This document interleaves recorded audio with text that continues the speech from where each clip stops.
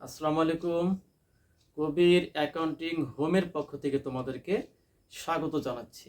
আমি তোমাদের সামনে আরেকটি নতুন ভিডিও নিয়ে হাজির হয়েছি।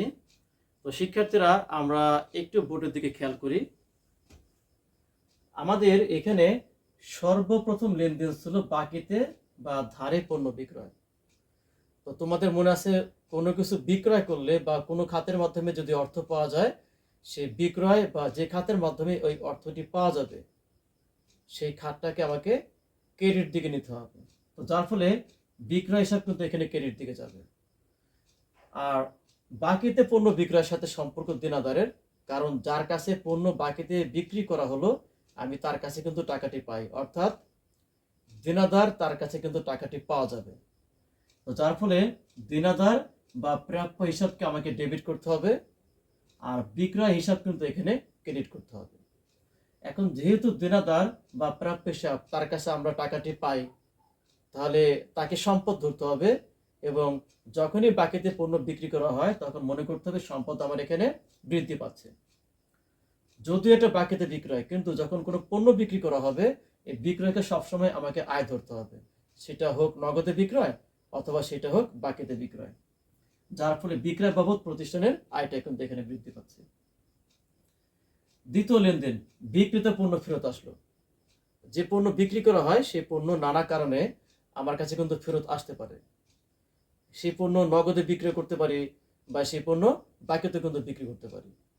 তবে নবম দশম শ্রেণী এবং একাদশ দ্বাদশ শ্রেণীর ক্ষেত্রে আমাকে ধরতে হবে, যদি কোনো পণ্য ফেরত আসে তো সেই পণ্য পূর্বে বাকিতে বিক্রয় করা হয়েছিল, এই জিনিসটা কিন্তু মাথায় রেখে আমাকে সমাধানটি করতে হবে।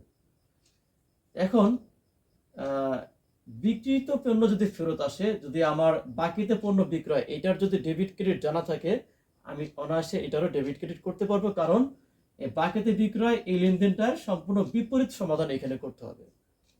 যেমন তখন বিক্রয় কিন্তু এখানে ক্রেডিট করা হয়েছিল, সেই বিক্রিত পণ্য যখন ফেরত আসবে বিক্রয় ফেরত অথবা আন্ত ফেরত হিসাব আমাকে ডেবিট করতে হবে। আর দেনাদার বা প্রাপ্য হিসাব তখন ডেবিট করা হয়েছিল, তখন দেনাদার বা প্রাপ্য হিসাব তোমাকে ক্রেডিট করতে হবে। এটা সম্পূর্ণ বিপরীত সমাধান। ব্যাখ্যার ক্ষেত্রে তাই, বিক্রয় ফেরত বা আন্ত ফেরত এটা আমাকে ধরতে হবে আয় হ্রাস, অর্থাৎ বিক্রয় ফেরত আন্ত ফেরত কিন্তু আয়, কিন্তু আমার ধরতে হবে যে আয়টা কিন্তু হ্রাস পাচ্ছে। আর দেনাদার বা প্রাপ্য হিসাব এটা ধরতে হবে সম্পদ হ্রাস, কারণ পূর্বে যে পণ্য বিক্রি করা হয়েছিল বাকিতে, তো সেই বিক্রয় পরিমাণ ছিল 50,000 টাকা, এই 50,000 টাকা কিন্তু আমার আয় ছিল। তো সেখান থেকে যখন 2,000 টাকার পণ্য ফেরত আসে আমাকে মনে করতে হবে এই 2,000 টাকার আয়টি হ্রাস পাচ্ছে। এবং দেনাদার যার কাছে আমি টাকাটি পাবো 50,000 টাকা, এখন তার কাছে কিন্তু আমি 50,000 টাকা দাবি করতে পারবো না, আমার 2,000 টাকা দেনাদার কিন্তু এখানে হ্রাস পাচ্ছে, অর্থাৎ আয় এবং দেনাদার দুইটাই কিন্তু এখানে হ্রাস পাচ্ছে। যার ফলে ডেবিট দিকে আয় হ্রাস পাচ্ছে বিক্রয় ফেরতের মাধ্যমে, আর ক্রেডিট দিকে দেনাদার বা প্রাপ্য হিসাব হ্রাস পাচ্ছে, যার ফলে এখানে সম্পদ হ্রাস পাচ্ছে। তৃতীয় লেনদেন, দেনাদারের কাছ থেকে নগদে বা চেকের মাধ্যমে পাওয়া গেল 10,000 টাকা। ও যার কাছে পণ্য বাকিতে বিক্রি করা হয়, তো পরবর্তী পর্যায়ে সেই দেনাদার কিন্তু আমাকে নগদে বা চেকের মাধ্যমে আংশিক টাকা বা সম্পূর্ণ টাকা সে আমাকে দিতে পারে। যেহেতু তার কাছ থেকে নগদ বা চেক আমি যে মাধ্যমে টাকাটি পাই না কেন, নগদের হিসাব ডেবিট অথবা ব্যাংক হিসাব ডেবিট করতে হবে। শুধুমাত্র নবম দশম শ্রেণীর ক্ষেত্রে যদি কারো কাছ থেকে চেক পাওয়া যায় তাহলে ধরতে হবে যে আমার ব্যাংক অ্যামাউন্টের পরিমাণটা কিন্তু এখানে বৃদ্ধি পাচ্ছে। তো যার ফলে যদি নগদে পাওয়া যায় নগদের হিসাবকে ডেবিট করতে হবে, এবং যদি চেক পাওয়া যায় তাহলে ব্যাংক হিসাবকে ডেবিট করতে হবে। আর যেহেতু দেনাদারের কাছ থেকে এই টাকাটি পাওয়া গেছে, যার ফলে দেনাদার অথবা প্রাপ্য হিসাবকে ক্রেডিট করতে হবে। তো প্রতিষ্ঠানে নগদ টাকার আগমন ঘটার কারণে বা ব্যাংক হিসাবটা বৃদ্ধি পাওয়ার কারণে এখানে সম্পদ বৃদ্ধি পাচ্ছে। আর অপরদিকে দেনাদার বা প্রাপ্য হিসাব সে কিন্তু সম্পদ, কিন্তু এই টাকাটি তার কাছে আমি আর দাবি করতে পারবো না, বিধায় আমার সমপরিমাণ টাকা এখানে সম্পদ হ্রাস পাচ্ছে। দেনাদারের কাছ থেকে 2,000 টাকা আদায়যোগ্য নয় বা কুরিন বাবদ 2,000 টাকা অবলোপন করো। আমরা যখন কোনো পণ্য বাকিতে বিক্রি করি আমরা কখনোই বলতে পারবো না যে দেনাদারের কাছ থেকে আমি সব টাকা আদায় করতে পারবো। যার ফলে দেনাদারের কাছ থেকে যে টাকা আদায় করা যায় না বা পাওয়া যায় না তাকে বলা হয় কুরিন, অনাদায় পাওনা, অনাদায় দেনা, সন্দেহজনক পাওনা এবং সন্দেহজনক দেনা। এটার কিন্তু 5টি নাম আছে। এখন যখন লেনদেনের মধ্যে এই লেনদেনটি কিন্তু অনেক রকম ভাবে থাকতে পারে, যেমন এখানে আমি লিখেছি দিনাদারের কাছ থেকে 2000 টাকা আদায়যোগ্য নয়, তারপরে কুরিন বাবদ 2000 টাকা অবলোপন করো, এরকম আরো নানাভাবে এই লেনদেনটি আমাদের প্রশ্ন থাকতে পারে। এখানে অনাদি পাওনা বাবদ 2000 টাকা অবলোপন করো, এটাও থাকতে পারে। তারপরে বাকিতে বিক্রয় বাবদ 2000 টাকা অবলোপন করো বা অনাদায় হয়ে গেল, এইভাবে আমাদের প্রশ্ন থাকতে পারে। এখন এই কুরিনটা কিন্তু ক্ষতি, কারণ আমি যদি দিনাদারের কাছ থেকে টাকাটি না পাই তাহলে এটা অবশ্যই প্রতিষ্ঠানের জন্য ক্ষতি, আর যখনই ক্ষতি হয় তখনই প্রতিষ্ঠানের ব্যয়টি বৃদ্ধি পায়। যার ফলে এই যে 5টি নামের যে কোনো একটি নাম আমাকে ডেবিট করতে হবে। আমি এখানে কুরিন হিসাবকে ডেবিট করেছি, যার ফলে কুরিন হিসাব ডেবিট, ব্যয়টা বৃদ্ধি পাচ্ছে। এই টাকাটি আদায় কখনোই দিনাদারের কাছ থেকে আদায় করতে পারবো না। আর যেহেতু দিনাদারের কাছ থেকে আদায় করতে পারবো না, তাহলে সমপরিমাণ টাকা দিনাদার বা প্রাপ্য হিসাব কিন্তু হ্রাস পাবে। তো যার ফলে দিনাদার বা প্রাপ্য হিসাব এখানে ক্রেডিট করতে হবে। তাহলে কুরিন ডেবিট কেন করলাম? কারণ এই টাকাটি আমি আদায় করতে পারবো না, ক্ষতি, এবং ক্ষতির ফলে এই প্রতিষ্ঠানের ব্যয়টা বৃদ্ধি পাচ্ছে, যার ফলে কুরিন ডেবিট ব্যয় বৃদ্ধি।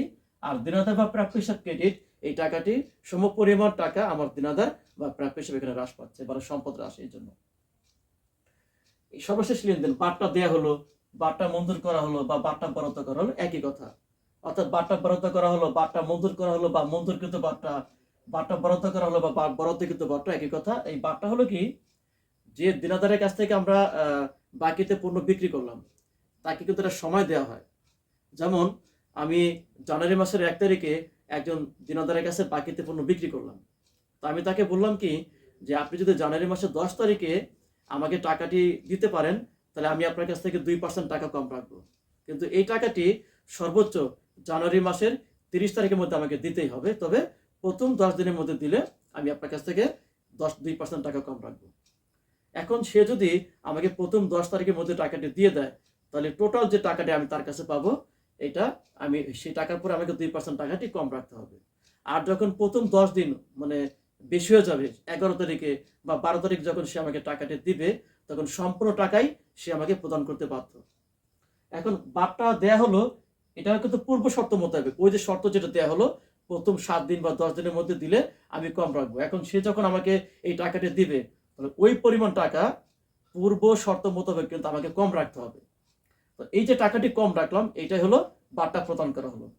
তাহলে ব্যাপারটা এমন দাঁড়ালো, পূর্ব শর্ত মোতাবেক দিনাদারের কাছ থেকে টাকা আদায় করার সময় যে টাকাটি কম রাখা হয় সেটা হলো বার্তা দেয়া হলো, যার ফলে আমাকে এই বার্তা দেয়া হলো বা এই যে বাকি দুটা লেনদেনের যে কোনো একটি লেনদেন যখন থাকবে আমাকে প্রদত্ত বার্তা হিসেবে ডেবিট করতে হবে। আর যেহেতু দিনাদারকে বার্তাটি প্রদান করছে, তার ফলে এই সমপরিমাণ টাকা দিনাদার কিন্তু এখানে হ্রাস পাবে।